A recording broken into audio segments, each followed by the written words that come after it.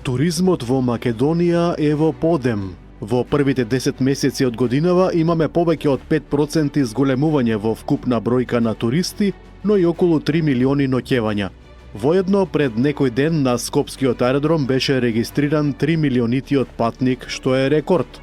Сето тоа покажува дека владините мерки даваат резултат, но не треба да се летне во облаци поради ваквите бројки.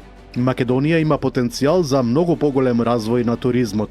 Мора уште поупорно и поубаво да се промовираат македонските културни и природни богатства.